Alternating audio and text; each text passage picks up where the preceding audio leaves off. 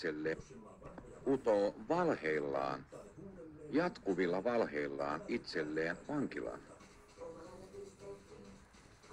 Jatkuvat valheet tuhoavat ihmissuhteet. Ja ihminen, joka sortuu päivästä toiseen vain valehtelemaan, ihan pienissäkin asioissa, huomaa kohta olevansa aika yksin. Huomaa olevansa vankilassa. Järkevä ja viisas ihminen ei tahdo olla valehtelijan seurassa. Hän ei tahdo olla valehtelijan seurassa, sillä se on ihan sama kuin kulkisit syksyistä heikkoa jäätä, jonka alla on tumma syvyys. Se voi pettää milloin tahansa. Valehteleminen on asia, joka tuhoaa valtavasti ihmissuhteita. Siksi toivon sinä, joka tätä videota katsot. Tiedä se, että valehteleminen johtaa aina yksinäisyyteen. Kun valehtelet ja kun siitä tulee sinulle tapa, siitä tulee sinulle polku, joka johtaa elämäsi vankilaan. Ihmissuhteet tuhoutuvat, eivätkä ihmiset tahdo olla sinun kanssa tekemisissä. Lopeta siis valehteleminen, ihan pienissäkin asioissa.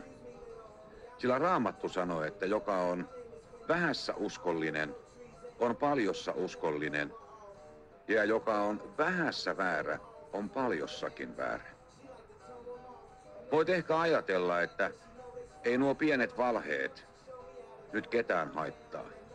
Mutta kun niistä tulee elämäntapa ja viljelet niitä aamusta iltaan ihan pienissäkin asioissa, niin ei järkevä ja viisas ihminen yksinkertaisesti voi viihtyä sinun seurassasi. Katsos, kun me ihmiset ollaan sellaisia, että ystävyyssuhde perustuu rehellisyyteen, avoimuuteen. Että voimme jakaa toinen toistemme kanssa syvällisiäkin asioita.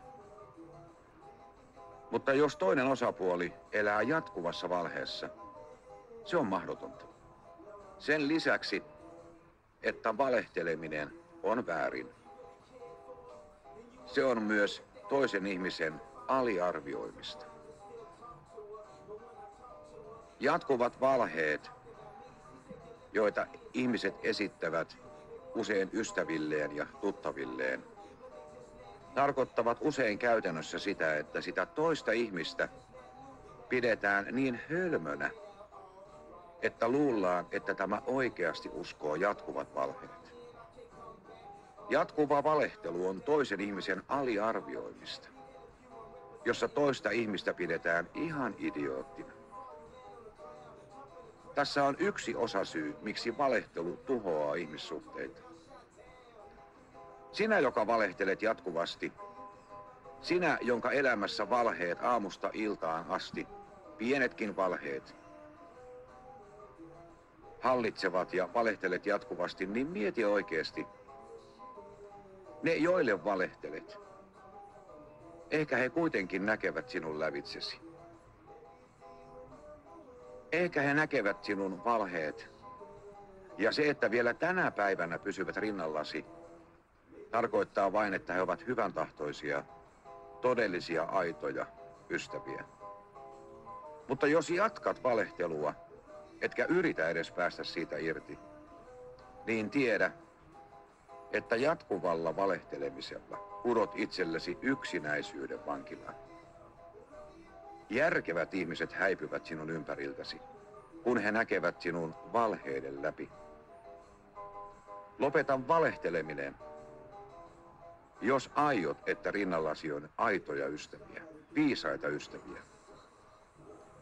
Valehtelu ehkä voi upota joihinkin yksinkertaisiin ja ymmärtämättömiin, mutta ei ikinä viisaisiin ihmisiin.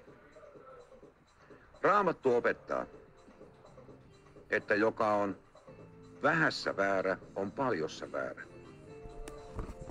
Jos toinen ihminen näkee, niin eivät menneet, toiset eivät luvanneet. Eikö olisi paljon helpompaa olla sanomatta mitään kuin valehtella?